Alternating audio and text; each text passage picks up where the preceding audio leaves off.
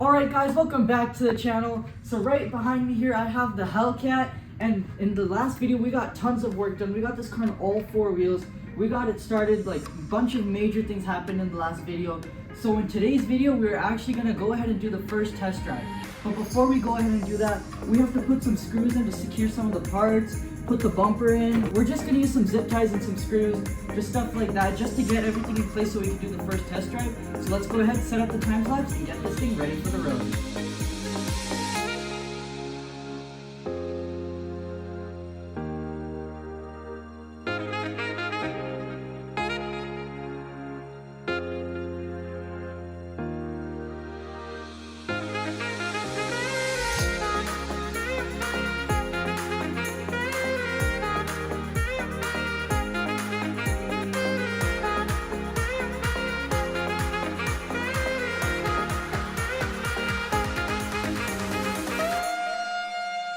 Alright guys, so everything is zip tied, the screws are in the fender.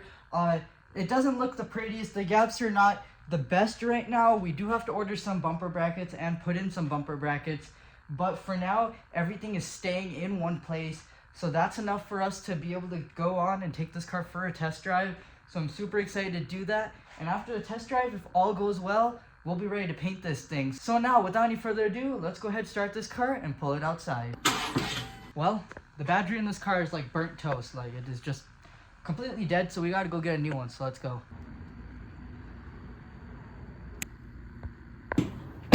We gotta stop at the gas station first. This thing's like extremely low on fuel right now. Super quiet, smooth. Super smooth. Super smooth. All the temperatures look good.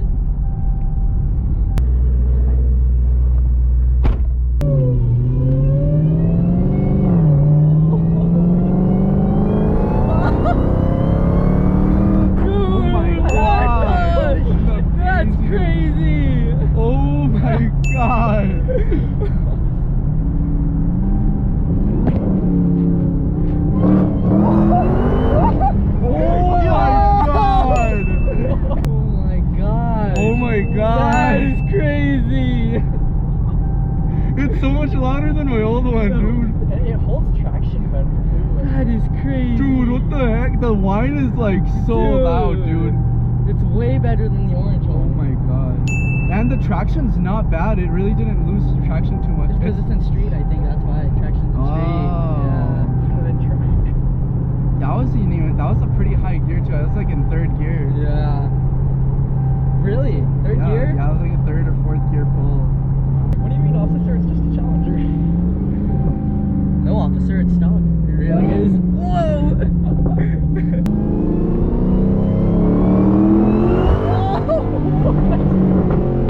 Well, because it gives you more aggressive shifts. Oh yeah, it definitely does. Oh my god! Oh my god.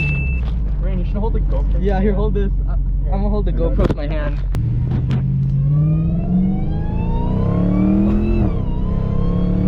Oh, it's way faster in track. Dude, it's running really good. I know, it's like look, no lights on the dash.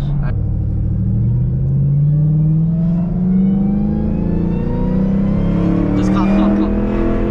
There's a cop right there. There's a few cops. 2, 3.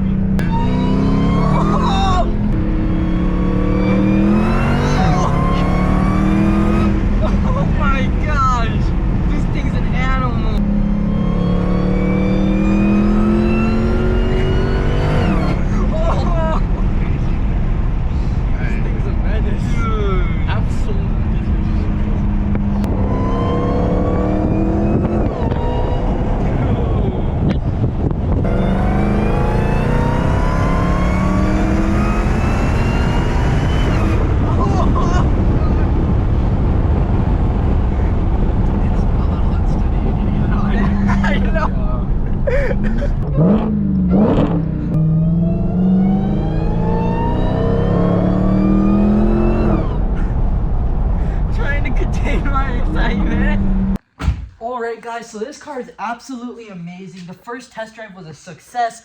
Nothing went wrong. Everything went super smoothly.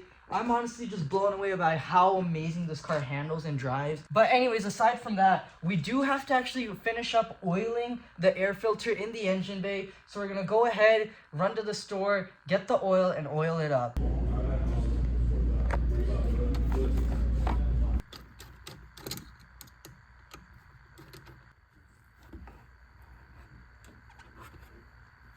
So before we go ahead and oil the filter and install it, there's one issue we are having, and that's the car saying intercooler coolant is low, which is this reservoir right here, and it's pretty close to the fill line. So what I think is happening, I did some research on what it means. Sometimes what happens in the car system is it gets an air bubble in the system and it thinks it's low. So we're gonna go ahead, go to the dealer, have them bleed the system, and hopefully they can resolve that issue for us. And one issue we're gonna try to resolve now is the sunroof. So this sunroof is not closing right now, and part of it could be that there's a lot of sand and debris in the rails, and that sand and debris might be triggering the car from thinking that there's something, a foreign object in the way, allowing it not to close. If this doesn't work, then it probably needs a calibration, and I'll try to calibrate it myself. If it doesn't work, we'll go ahead and take it to the dealer, see what's actually going wrong with it. But hopefully it just thinks that there's a foreign object or something, or maybe just needs a calibration. Worst comes to worst, we just take this car to the dealer for the sunroof, and then we do already have to go for the intercooler, because I just want them to bleed it properly, because that is the supercharger coolant. But without any further ado, let's go ahead and try to get these rails cleaned up. Alright, so the rails are all cleaned up. Hopefully this works. If not, it's not that big of a deal. At least we can get to close about right up to here, but it won't just go up all the way yet. So hopefully this works.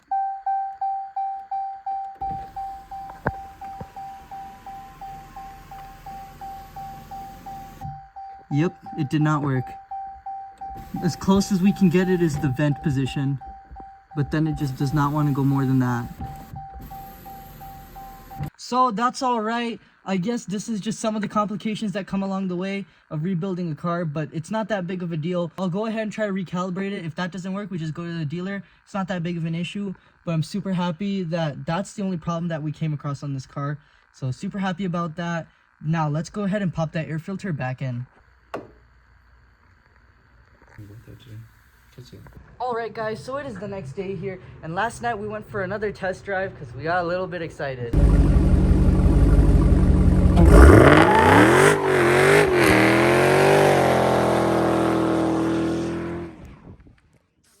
What the heck? Bro, I'm in a dust storm! Oh my god, look at the tire marks! Bro! Oh, dude! Dude, what the heck? What the fuck? That's a V8 right there! Woo! Hey, yo! Yo, look at the brakes! There's like a sandstorm. Dude! And that is the smell of freedom. Yeah, so that was a crazy test drive right there. Test drive. But anyways, guys, now it's the next day. We're going to get ready for alignment because I have an appointment set up today. So super excited to finally get this thing aligned, but before we go, there's one issue that we have to address. So one thing is with this car that yesterday when we were driving, we had discovered that this horn does not work. So I thought two things could have been wrong. One, the fuse could have been blown for the horn, or two, I remember we bought this car with the panic going off because it didn't have a key, so they had no way to turn it off. So I was thinking either the fuse thing or the second thing, they unplugged the horns. So I went ahead and I took a look at the horns and check out what I found. So here's both of the horns right here, and you can clearly see there's the wires. They're both unplugged. So let's go ahead, plug these things back up, and the horn should start working, and then we'll be good to go. All right, guys, both horns are plugged in. Let's give it a try. All right, let's see if this works. Yep, it works. Alright guys, so the horn works. Now it took a few tries, but when it did go off, it kind of scared me. I pushed it like 3 times before it actually worked. Horns are in, everything's good. So right now my brother is down there tightening up the tie rod boots, because I did have to take these inner tie rod boot rings off, but now that the inner tie rods are replaced, we can put these back on.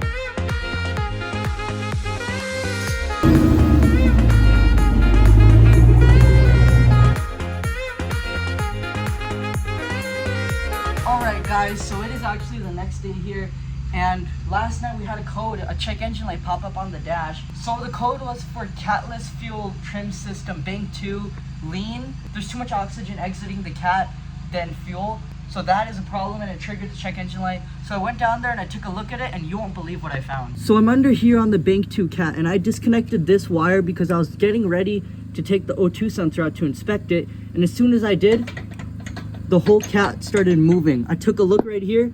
This isn't even bolted down all the way.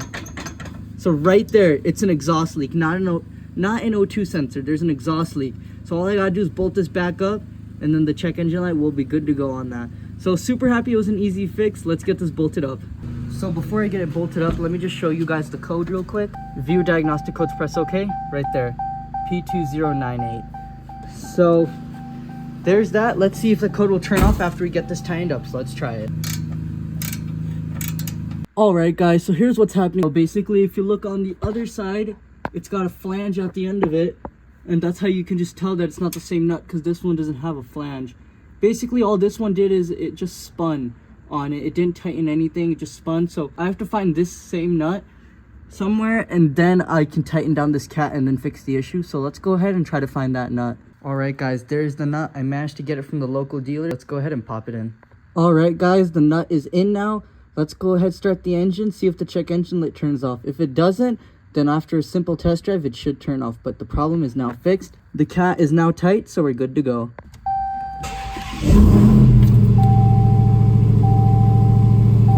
Alright guys, so we just drove the car. No luck with it though. The code is still on. So what I'm going to do now, because I'm pretty sure that was the fix. I mean, that cat was on there pretty loose. It was definitely an exhaust leak. But what I'm going to do now is I'm actually going to clear the code with the code reader.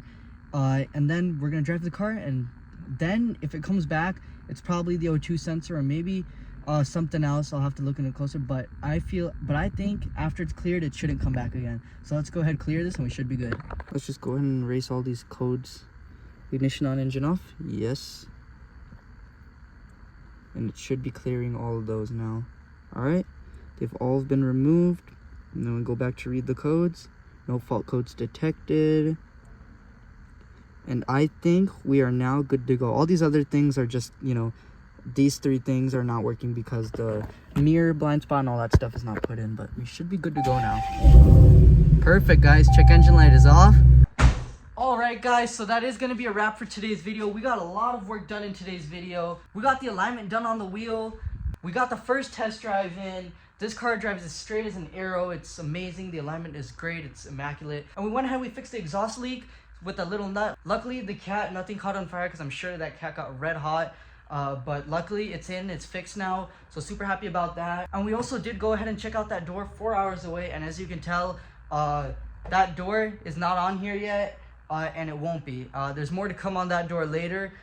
We did not buy that door, but there's more to come on that in the next video. But as always guys, thank you so much for watching. I hope you enjoyed today's video, and if you did, be sure to like the video, and while you're at it, there's a shiny red subscribe button that you should click. But that's it for today's video guys. Thank you so much for watching, and I'll see you in the next one. Bye.